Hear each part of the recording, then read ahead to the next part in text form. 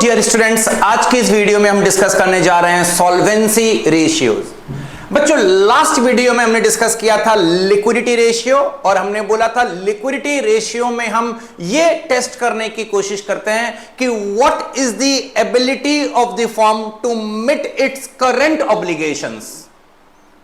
On the other hand solvency ratio में हम बात करेंगे what is the ability of the firm to repay its long term obligations. Company के जो long term obligations हैं, company क्या उनको समय पे फुलफिल कर पाएगी। मतलब कंपनी ने अगर डिवेंचर इशू किया है, कंपनी ने अगर बैंक से लोन लिया है, तो कंपनी क्या डिवेंचर का रिपेमेंट रिडम्पशन समय पे कर पाएगी, कंपनी क्या लोन का रिपेमेंट ठीक से कर पाएगी, कंपनी क्या अपना इंस्टॉलमेंट समय पे कर पाएगी, कंपनी क्या इन डेट पे इंटरेस्ट समय पे कर पाएगी। ये पूरा हम टेस्ट करते हैं थ्रू सॉल्वेंसी रेशियो। तो बेसिकली जब हम सॉल्वेंसी रेशियो की बात करते हैं तो हमारा फोकस किस पे होता है? कंपनी के लॉन्ग टर्म ऑब्लिगेशंस पे होता है। कौन बेसिकली आपको लगता है सॉल्वेंसी रेशियो में इंटरेस्टेड होगा? सॉल्वेंसी रेशियो में बेसिकली इंटरेस्टेड होते हैं हमारे इन्वेस्टर्स और हमारे लेंडर्स, जिन्होंने हमको पैसा दिया है, हमारे बैंक, हमारे डिवेंचर होल्डर्स, हमारे share holders, they are interested in our solvency ratio. बच्चों, ये जो सॉल्वेंसी रेशियो है, ये solvency ratio basically revolves around our capital structure. Capital structure simply means the combination, the proportion of debt and equity. ये पूरा ratio इस चीज का एनालिसिस करता है कि कंपनी के कैपिटल स्ट्रक्चर में डेट का प्रोपोर्शन क्या है और इक्विटी का प्रोपोर्शन क्या है। बच्चों, हम जानते हैं डेट जितना ज्यादा होता है कंपनी में रिस्क उतना ज्यादा होता है। रिस्क पॉइंट से डेट अच्छी बात नहीं है। फिर कंपनी डेट को क्यों रखती है कैपिटल स्ट्रक्चर में? डेट को रखने के 3 मेन कारण होते हैं। Number 1, cost of debt cost of equity से कम होता है। नंबर 2, डेट पे हम जो रिटर्न देते हैं इंटरेस्ट बिजनेस के लिए क्या होता है बच्चों? एक्सपेंस होता है। तो इंटरेस्ट का डिडक्शन मिलने के कारण कंपनी का टैक्स कम लगता है। तीसरा, हमने हमारी बीएसटी की वीडियो में सीखा था, हम फाइनेंशियल लीवरेज को अपने फेवर में यूज करने के लिए डेट का यूज करते हैं, क्योंकि डेट यूज करने से हम रिटर्न ऑन इक्विटी को बढ़ा सकते हैं बिना प्रॉफिट्स को एक्चुअली में बढ़ाए बिना। इसीलिए कंपनी अपने स्ट्रक्चर में डेट यूज करती है। लेकिन जो हमने डेट का यूज किया है वो एक लिमिट तक होना चाहिए। बहुत ज्यादा डेट होने से क्या होगा? बिजनेस में आपका फाइनेंशियल रिस्क बढ़ जाएगा। और जिस कंपनी में पहले से ज्यादा डेट होती है उस कंपनी के लिए फर्दर पैसा उठाना आसान नहीं होता है। और जिस कंपनी में इक्विटी ज्यादा होता है, लोग मानते हैं उस कंपनी में हमारा पैसा सेफ है। इक्विटी सेफ्टी का साइन क्यों है? क्योंकि बच्चों, अगर हम जानते हैं कि कंपनी का लिक्विडेशन अगर हो जाए, कंपनी का वाइंडिंग अप अगर हो जाए, तो सबसे लास्ट में पैसा किसको मिलेगा? शेयर होल्डर को। पहले किसको पैसा मिलेगा? डेट प्रोवाइडर को। तो अगर कंपनी लॉसेस इंकर करती जा रही है और कंपनी का कैपिटल का अगर लॉस हो रहा है, तो पहले किसका कैपिटल का लॉस होगा? पहले शेयर होल्डर के कैपिटल का लॉस होगा। तो शेयर कैपिटल जितना ज्यादा है, डेट अपने आप को उतना ज्यादा सेफ फील करेंगे, क्योंकि जब तक पूरी इक्विटी कैपिटल डिस्ट्रॉय ना हो जाए तब तक उनका डेट का पैसा सेफ है। इसलिए more the equity more solvent the firm is. अगर हम ये जानना चाहते हैं हमारा फर्म कहीं बैंकरप्ट तो नहीं हो जाएगा, कैसे पता करेंगे? सॉल्वेंसी रेशियो से पता करेंगे। डेट जितना कम होगा फर्म का सॉल्वेंसी उतना अच्छा है, डेट जितना ज्यादा होगा फर्म का सॉल्वेंसी रिस्की हो जाएगा। Might be the firm becomes bankrupt if it's unable to pay its long term obligations. आइए समझते हैं कि इस कैटेगरी में हमें कौन सी रेशियो करनी है। सबसे पहला और सबसे इंपॉर्टेंट रेशियो इस कैटेगरी में हम करते हैं डेट इक्विटी रेशियो। ये रेशियो सीबीएसई और आईएससी सिलेबस में कॉमन है। फॉर्मूला नाम में ही लिखा हुआ है, डेट इक्विटी, मतलब न्यूमरेटर में आना है डेट और डिनोमिनेटर में आना है इक्विटी। इस पूरी सॉल्वेंसी रेशियो में जहां कहीं भी मैं वर्ड डेट यूज करूंगा, इंप्लाइड है, यहां पे हम लॉन्ग टर्म डेट की बात करेंगे, नॉन करंट लायबिलिटी की बात करेंगे। इस पूरी टॉपिक में हमारा करंट लायबिलिटी से कोई भी लेना देना नहीं है। Our entire focus will be on long term debt only. तो यहां पे डेट का मतलब होगा long term debt, which we also know in the name of non current liabilities. Equity, बच्चों यहां पे इक्विटी का मतलब होता है ऑनर्स फंड। इक्विटी मतलब केवल इक्विटी शेयर कैपिटल नहीं, ऑनर्स फंड मतलब equity share capital plus preference share capital plus reserves and surplus, जिसको हम शेड्यूल 3 की लैंग्वेज में बोलते हैं शेयर होल्डर्स फंड। तो बच्चों फॉर्मूला क्या बन गया सर? फॉर्मूला बन गया लॉन्ग टर्म डेट न्यूमरेटर में, शेयर होल्डर फंड डिनोमिनेटर में। तो सर सिंपली ये रेशियो क्या बता रही है? सर ये रेशियो बहुत ही सिंपल भाषा में बता रही है कि हमारा जो बिजनेस में टोटल कैपिटल इंप्लॉयड है, बच्चों कैपिटल इंप्लॉयड का मतलब इस कैटेगरी में हम ये वर्ड भी बहुत बार यूज करने जा रहे हैं, कैपिटल इंप्लॉयड। कैपिटल इंप्लॉयड मतलब बिजनेस में टोटल कैपिटल कितना लगा है, that is combination of debt as well as equity. तो कैपिटल इंप्लॉयड का मतलब long term debt plus shareholders, long term debt plus share holders fund. तो total capital is the combination of long term debt and share holder fund. ये ratio ये बता रहा है कि हमारा डेट और इक्विटी का प्रोपोर्शन क्या है। मतलब अगर ये रेशियो हमारा 2 आता है, अगर ये रेशियो 2 आता है, इसका मतलब हुआ अगर इक्विटी 1 रुपए का है तो डेट 2 रुपए का है। बच्चों हमारा ideal debt equity ratio is 2:1 maximum. Please note करिएगा बच्चों, maximum not the minimum. Highest date equity ratio कितना हो सकता है? 2:1।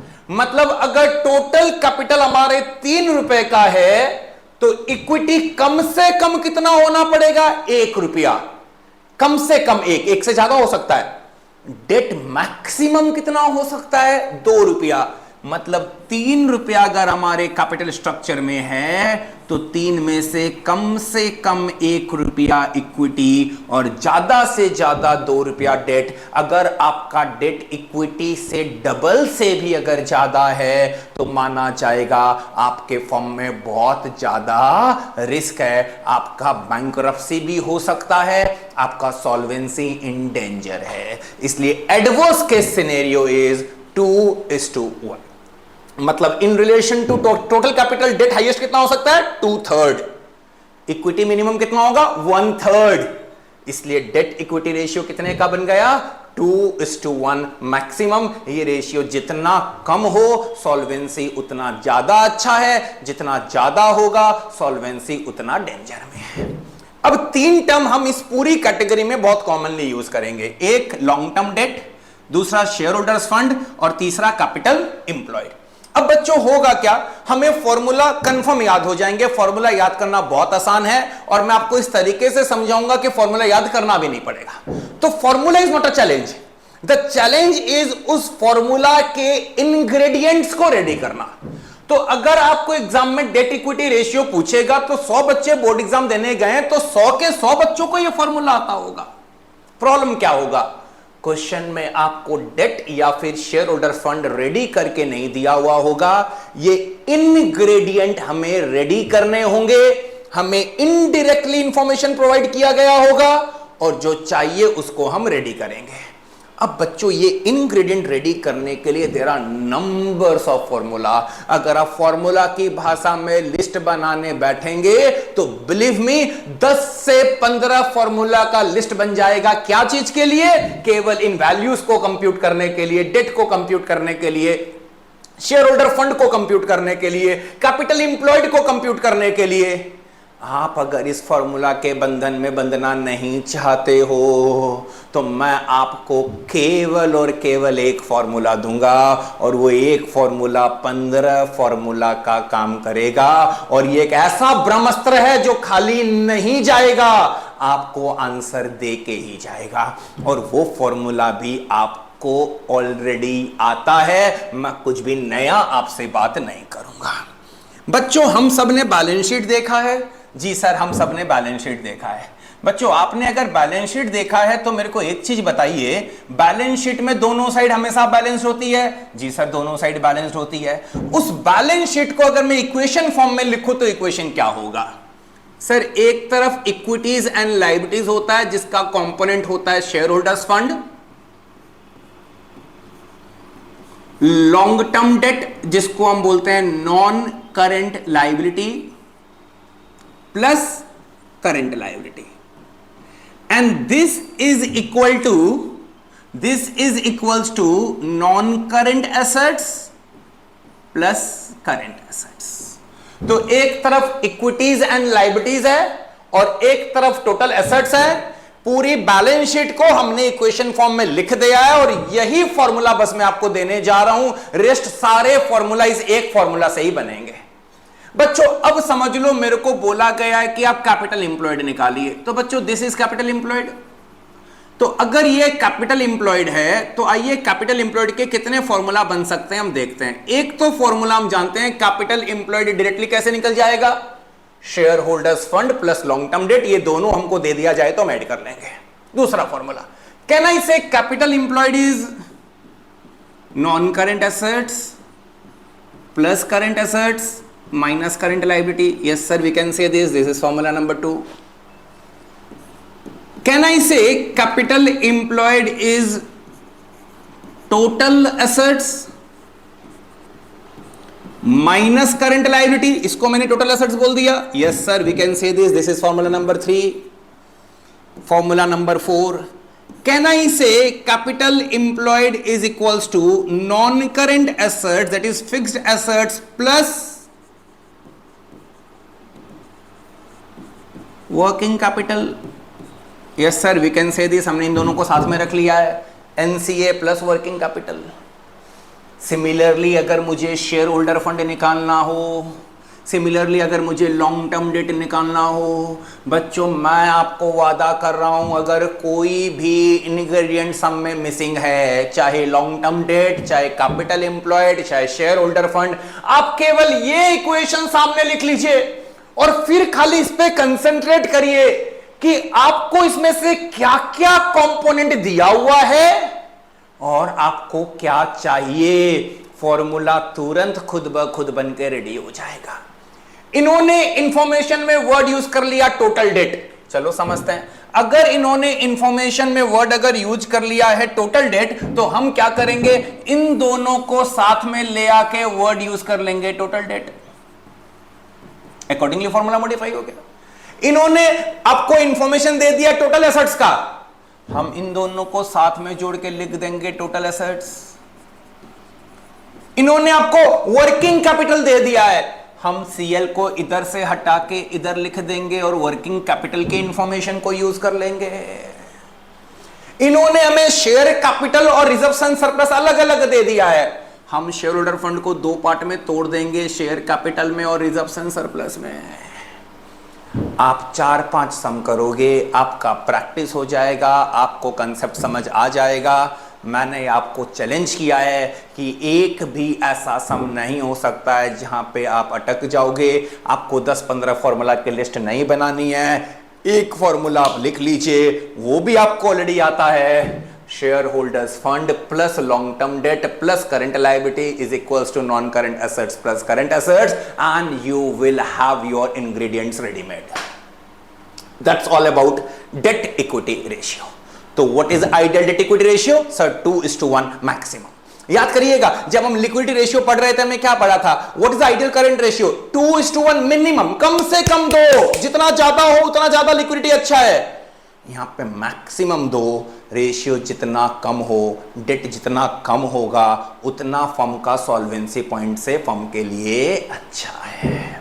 चलते हैं इस कैटेगरी की सेकंड रेशियो पे। पहला रेशियो हमने कर लिया है डेट इक्विटी रेशियो, जो कि दोनों ही बोर्ड्स के सिलेबस में है, CBSE as well as ISC. मैं पहले वो कॉमन रेशियो करा रहा हूं जो दोनों बोर्ड्स में है, डेट इक्विटी रेशियो दोनों बोर्ड्स में है। सेकंड इस कैटेगरी का जो इंपॉर्टेंट रेशियो है, उस रेशियो का नाम है interest coverage ratio. Interest coverage ratio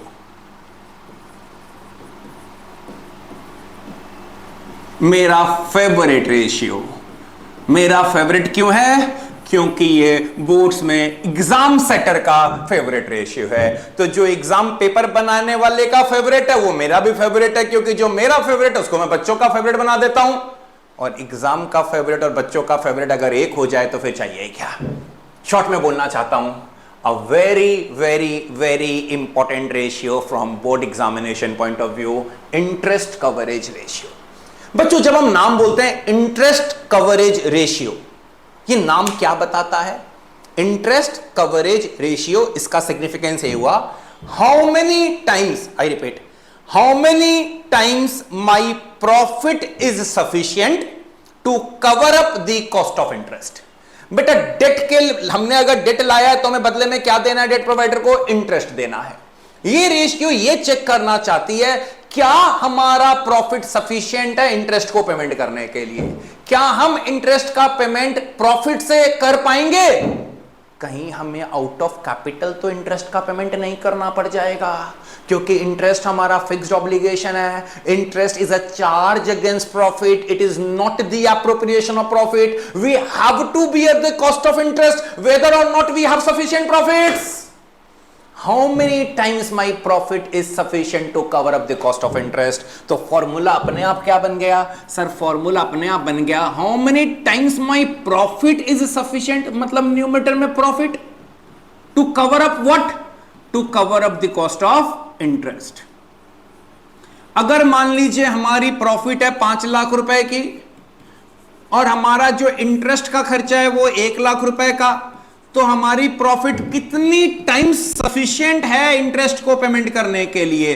5 times. ये रेशियो जितना ज्यादा हो उतना अच्छा है।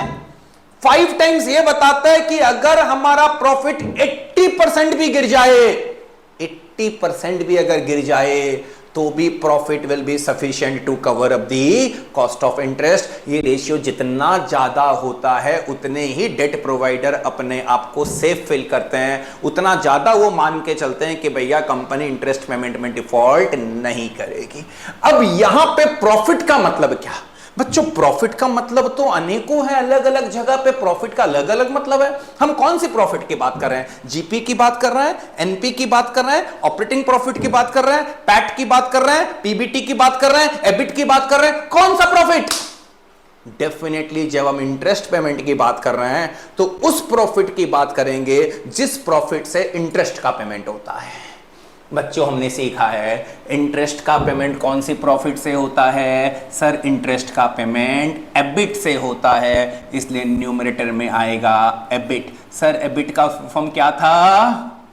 Earnings before interest and tax. दूसरा नाम profit before interest and tax. हम कौन सी प्रॉफिट की बात कर रहे हैं? उस प्रॉफिट की जिससे सारे खर्चे माइनस हो गए, केवल इंटरेस्ट और टैक्स छोड़ के। और जब तक इंटरेस्ट का पेमेंट नहीं होगा तब तक टैक्स का कैलकुलेशन नहीं होगा। क्यों? मैंने आज की वीडियो में आपको बताया था कि हम डेट से पैसा क्यों लाते हैं, क्योंकि डेट से पैसा हम इसीलिए लाते हैं क्योंकि डेट से हमें 3 बेनिफिट मिलता है। नंबर 1, डेट का कॉस्ट कम होता है कंपेयर टू इक्विटी। डेट से हमें फाइनेंशियल लिवरेज का बेनिफिट मिलता है, हम इक्विटी का रिटर्न बढ़ा सकते हैं। तीसरा, डेट पे हम जो पेमेंट करते हैं इंटरेस्ट, वो बिजनेस के लिए एक एक्सपेंस है, एक्सपेंस बढ़ने के कारण हमारा टैक्स लायबिलिटी कम हो जाता है। इसीलिए हम कौन सा प्रॉफिट ले रहे हैं यहाँ पे? एबिट। मतलब एबिट वो प्रॉफिट है जिससे केवल 2 पेमेंट होना बाकी है। नंबर 1, हमने कैपिटल प्रोवाइडर को पेमेंट नहीं किया है, इंटरेस्ट और डिविडेंड का पेमेंट नहीं हुआ है, और दूसरा हमने गवर्नमेंट के टैक्स का पेमेंट नहीं किया है। तो मेरी एबिट अगर 5 लाख है, इंटरेस्ट अगर 1 लाख है, तो रेशियो कितना आ गया? 5 टाइम्स। बच्चों क्या रेशियो का ये फॉर्मूला याद करना डिफिकल्ट है? नहीं सर, सबको याद होगा जो भी बच्चे एग्जाम देने जाएंगे। लेकिन क्या फॉर्मूला याद होना सम बनने की गारंटी है? नो, फॉर्मूला याद होना सम बनने की गारंटी नहीं है। क्यों? फिर से वही बात जो मैंने पहली रेशियो में बोला था, फॉर्मूला तो आपको आता रहेगा, आपके पास इंग्रेडिएंट रेडीमेड नहीं होंगे। हमें चाहिए क्या? एबिट। और क्वेश्चन मुझे एबिट नहीं दे के क्या दे देगा? पैट दे देगा।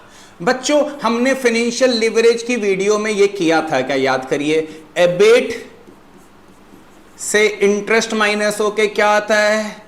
Profit before tax. Profit before tax से टैक्स माइनस होने के बाद क्या आता है? Sir PAT. पैट का हम क्या कर सकते हैं? सर 2 चीजें कर सकते हैं, या तो इसको हम बिजनेस में रिटेन करके री इन्वेस्टमेंट कर सकते हैं, जिसको अकाउंट्स की भाषा में हम बोलते हैं रिजर्वेशन सरप्लस, या फिर हम इसको शेयर होल्डर में डिस्ट्रीब्यूट कर सकते हैं, जिसको हम अकाउंट्स की भाषा में बोलते हैं डिविडेंड। अब देखिएगा फॉर्मूला, देखो तो फॉर्मूला यहीं पे रखा हुआ हमारा, ये रहा फॉर्मूला। हमारा फॉर्मूला क्या है? हमारा फॉर्मूला है EBIT by interest. EBIT by interest, ये रहा फॉर्मूला बन गया। तो सर ये इंफॉर्मेशन तो हमें चाहिए ही नहीं, इतनी बात आप क्यों कर रहे हैं? यही तो प्रॉब्लम है बच्चों, आपको चाहिए क्या? एबिट, लेकिन क्वेश्चन आपको देगा क्या? पैट। अगर क्वेश्चन पैट दे दे तो मुझे रिवर्स जाके पहले क्या बनाना पड़ेगा? पीबीटी, और पीबीटी से क्या बनाना पड़ेगा? एबिट। मतलब अगर मुझे पैट दे दे तो मैं पहले पीबीटी रेडी करूंगा, PBT is PAT plus tax. एक बार पीबीटी रेडी हो जाए तो अब मैं एबिट को रेडी करूंगा, EBIT is PBT plus interest. तो प्रॉब्लम बस यहीं पे मिलेगा। ये अगर आपको समझ आ गया, आप कोई भी सम बना लोगे इंटरेस्ट कवरेज रेशियो से। अगर आपको यह समझ आ गया कि हमें पैट से पीबीटी तक कैसे पहुंचना है, यह मैं आपको अभी का अभी एक न्यूमेरिकल एग्जांपल से मैं आपको समझा दे रहा हूं। हम एक न्यूमेरिकल एग्जांपल बनाएंगे, उससे हम इसको तुरंत समझने का कोशिश करेंगे। आइए, लेट से मैं आपको बोलता हूं कि कंपनी ने 10% डिवेंचर से पैसा लाया है 2 लाख रुपए का, और कंपनी ने 15% बैंक लोन ले रखा है 6 लाख रुपए का। तो कंपनी का टोटल डेट कितने का है बच्चों? टोटल डेट 8 लाख रुपए का है। टोटल डेट 8 लाख रुपए का है। तो अगर 10% डिवेंचर 2 लाख रुपए का है तो इंटरेस्ट का अमाउंट कितना हो गया बच्चों? सर 20,000 रुपया।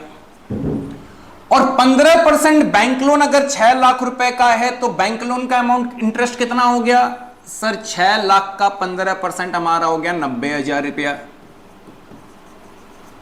टोटल हमारा इंटरेस्ट ऑब्लिगेशन कितना है? सर हमारा टोटल इंटरेस्ट का ऑब्लिगेशन है 1,10,000 रुपए का। हमारा टोटल इंटरेस्ट का ऑब्लिगेशन है। 90,000 का हमें इंटरेस्ट देना है बैंक लोन पे, और 20,000 रुपए का हमें इंटरेस्ट देना है डिवेंचर पे। टोटल इंटरेस्ट हमारा है 1,10,000 रुपए का।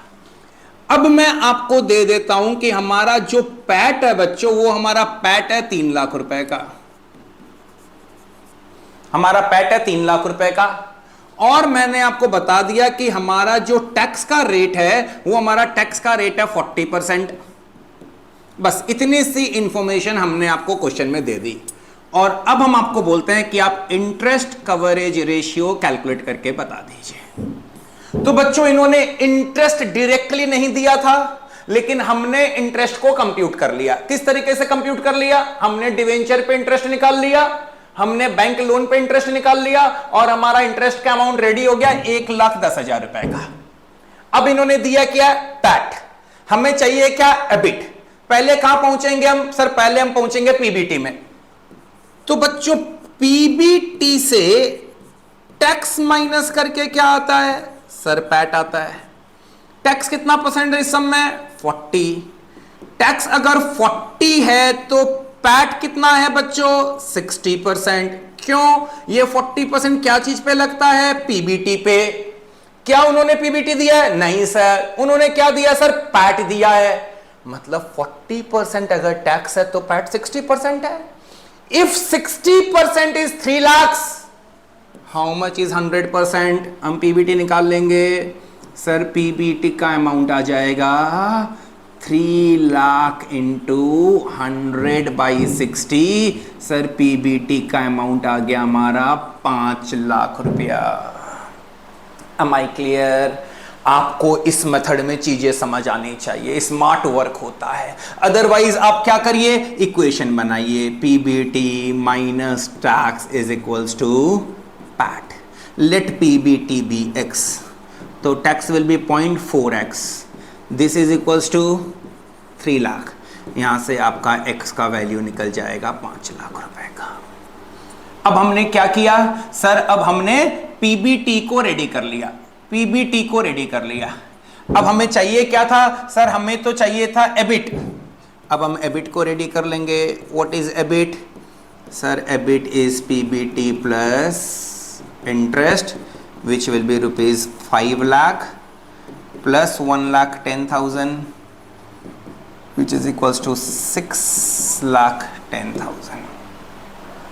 तो इंटरेस्ट कवरेज रेशियो कैसे निकल जाएगा sir? Interest coverage ratio will be EBIT divided by cost of interest. ये हमारा आ जाएगा 5.4 के आसपास, 5 पॉइंट समथिंग, 55, 60, 5.5 के आसपास ये हमारा रेशियो आ जाएगा। डन। तो यहां पे हाईएस्ट बदमाशी एग्जाम में हमारे साथ क्या हो सकता है सर? एक तो हमको इंटरेस्ट डायरेक्टली ना दे, सर डायरेक्टली नहीं दे तो हम कैसे निकाल लेंगे सर? हमने सीख लिया, हम इस तरीके से इंटरेस्ट का कैलकुलेशन कर लेंगे। यहां पे हम इंटरेस्ट का कैलकुलेशन कर लेंगे।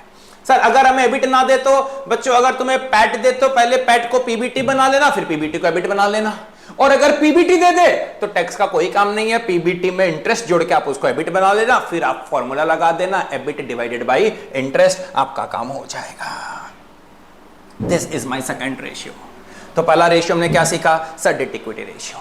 दूसरा रेशियो हमने क्या सीखा सर? Interest coverage ratio. ये दोनों ही रेशियो सीबीएसई आईएससी में कॉमन है। आइए अब हम सीखने जा रहे हैं तीसरा रेशियो जिसका नाम है प्रोप्राइटरी रेशियो।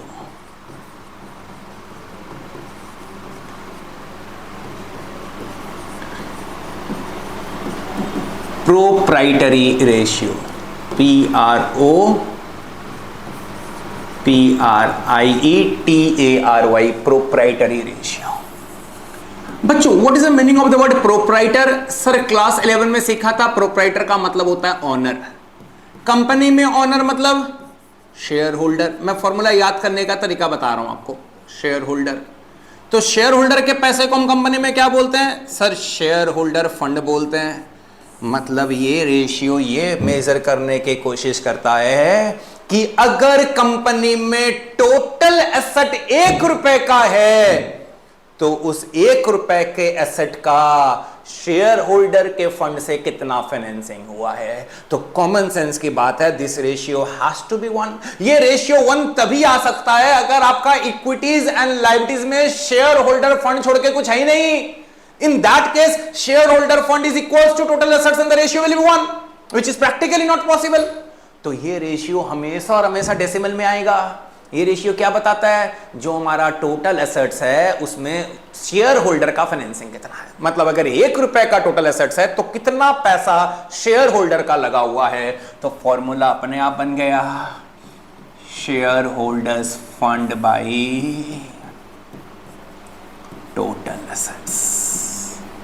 1 रुपए के एसेट में शेयर होल्डर का कितना पैसा है। मान लीजिए शेयर होल्डर फंड हमारा 5 लाख रुपए का और टोटल एसेट्स हमारा 15 लाख रुपए का, तो ये रेशियो आएगा 0.33। इसका मतलब 1 रुपए के एसेट में 33 पैसा शेयर होल्डर का फंड है और जो 67 पैसा है वो डेट से फाइनेंसिंग हुआ है, या तो लॉन्ग टर्म डेट या फिर शॉर्ट टर्म डेट। क्लियर? इस रेशियो में ज्यादा कोई डिस्कशन हमें नहीं चाहिए। This is ratio number 3 which is proprietary ratio. Ratio number 4, debt to total assets.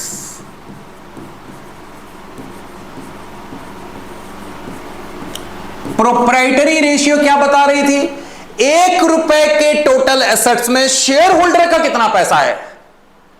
Date to total assets ये बता रहा है कि 1 रुपए के एसेट में डेट प्रोवाइडर का कितना पैसा है। यहां पे हम जानते हैं डेट का मतलब लॉन्ग टर्म डेट, डेट का मतलब लॉन्ग टर्म डेट। बच्चों अगर हम इन दोनों रेशियो को ऐड करके कुछ समझने का कोशिश करें, that is proprietary ratio plus debt to total assets, तो फॉर्मूला क्या बना? Share holders fund by total assets plus long term debt by total assets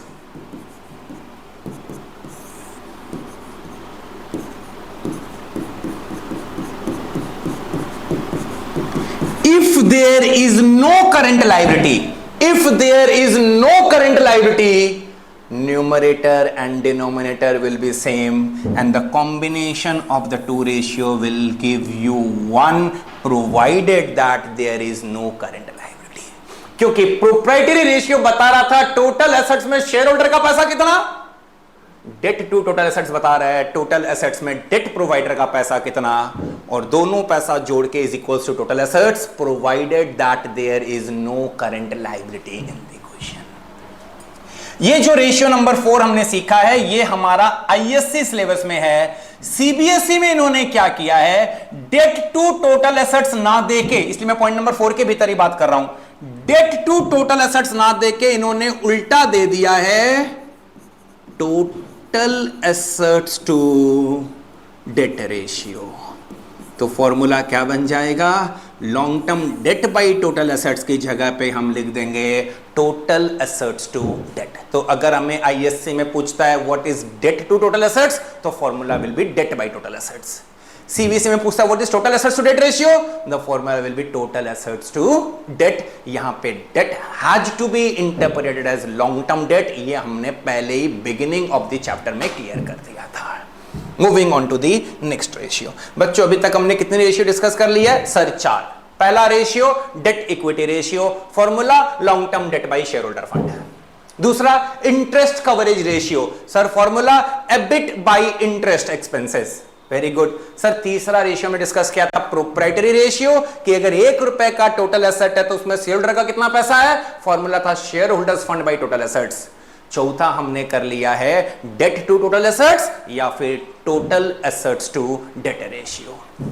last ISC syllabus complete. ISC में केवल और केवल ये 4 रेशियो ही है। अब जो 5वां और लास्ट रेशियो मैं डिस्कस करने जा रहा हूं ये केवल और केवल सीबीएसई में है, जो कि हमें बताता है डेट टू कैपिटल एम्प्लॉयड। तो फॉर्मूला क्या हो गया डेट टू कैपिटल एम्प्लॉयड का, debt to capital employed ratio. Formula is debt by capital employed. What is debt? Long term debt. What is capital employed? Shareholders fund plus long term debt. बच्चों याद करिए date equity ratio के लिए हमें 2 component क्या चाहिए थे sir, share holders fund and long term date. इस रेशियो के लिए भी यही चाहिए। डेट इक्विटी रेशियो यह बताता था कि डेट और शेयर होल्डर फंड का प्रोपोर्शन क्या है, यह रेशियो यह बताता है कि टोटल कैपिटल में डेट का प्रोपोर्शन कितना।